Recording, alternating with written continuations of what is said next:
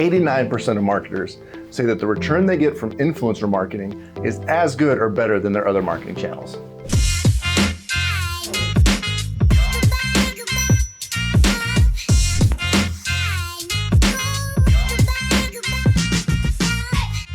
Oscar Colson again with AC Web. Today I want to talk to you about influencer marketing.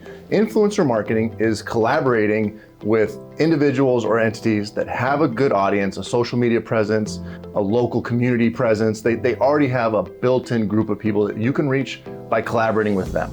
So essentially you're gonna market your product or services through them to their audience using their voice, their brand, their trust, their influence. Influencer marketing is anybody that has a relevant audience to what you're offering that can use their platform to help promote you. You have an agreement with them to promote your product or services to their audience for a fee or for product or whatever it might be. The cool things about influencer marketing is you don't have to go after celebrities with millions and millions of followers. You can find niche specific people that have small followings, even 1,000 followers. If it's targeting the right audience, that's great because that's high quality targeting, right? You're getting right to the type of people you want to talk to. Depending on what your goals are and what your budget is, you need to look at how big their reach is and what you can afford and what makes sense for your goals. You may need somebody with 100,000 or 200,000 or 1 million followers, or you might just need somebody with 1,000. You really need to look at what you're trying to accomplish, what your budget is, and then choose your influencer accordingly. So why does influencer marketing work? They're building trust with their audience because it's really a trusted audience that wants what these people are offering because they love them for whatever reason it might be. There's a stat that says 63% of people trust their influencer's opinion about a product or service over other traditional reviews and marketing. So how do you pick the right influencer to work with? Make sure they're relevant to what you're offering, right? Like if you're targeting, maybe you're doing Medicare and you're targeting people that are 65 and over, don't pick a young teenage influencer, right? Their audience is gonna be young. You should look at their engagement. It's one thing to have a lot of followers, but you can buy that, right? If somebody has 1 million followers, but their posts don't get any likes, comments, or views, they might be fake. So make sure that you're looking at their engagement, how many people are actually commenting, interacting, is the community involved versus do they just have a bunch of followers? And then look at their content, make sure they feel authentic and make sure they're adding value to the type of audience that you're looking for. You should also look at their audience demographics. Like I mentioned earlier, if you're doing Medicare, don't pick a young influencer, right? Look at their demographics, ask for that information.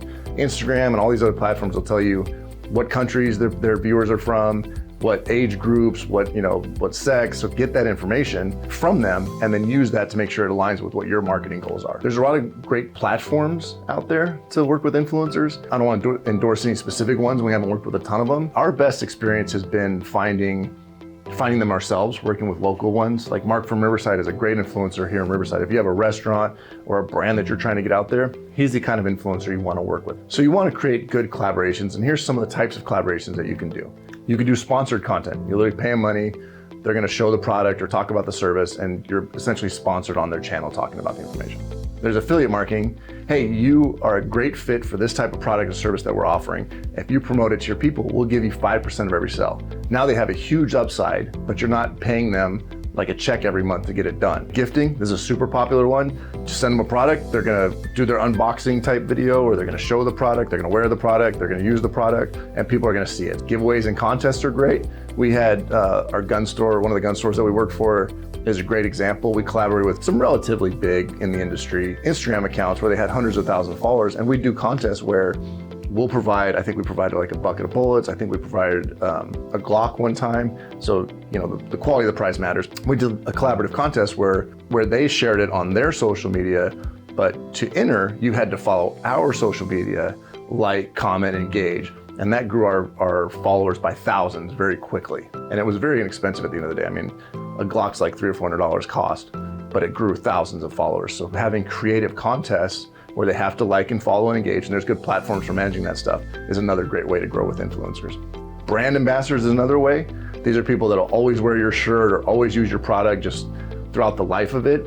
You can bring them to events, they talk about you all the time. There's different ways to engage that, like if they're just happy getting a product every month and they do it for that, or they might want to get a check every month, whatever it might be, they're constantly talking about it, promoting it, wearing it, showing it, whatever it might be. Before you engage with an influencer, make sure you've established clear deliverables. What do you expect to get out of them? What is the outcome that you want? What are the deliverables that you expect them to do? i.e., you're gonna do 2 posts a month. Have that clearly defined based on what you're paying them, what am I gonna get back? Also give them guidelines on the content. We only want this type of content. We want you to talk about this type of stuff, avoid this type of comment or situation. Let them be creative, like give them expectations and some criteria on what you do and don't want to see. But then at the same time, you got to make sure that they're being themselves and they're being creative and they're putting out content that fits their normal feed. If they're always doing it one way and then you come in and say, I want it this way, and they put it on their feed, their audience is going to know. They're going to be like, this is not how they normally do this. This is not going to resonate well with them. So you still got to let them be creative, but have clear expectations on the deliverables. And then some ways to measure success is, what's your ROI? Right? You've spent the money, you've got the influencer to talk about you. Is it working? Well, did they send people to the website? Did they buy stuff? Are you getting engagements and likes? Are your followers growing on your social media? Whatever the goals you set out for, make sure you have the metrics where you were at when you started, what you were hoping to accomplish, and then what actually happened. That way you know if you want to keep using them or you need to try somebody else. So hopefully that's some good information about influencers. It's something that a lot of brands are considering. Paid ads, SEO, email marketing, those are all great tools.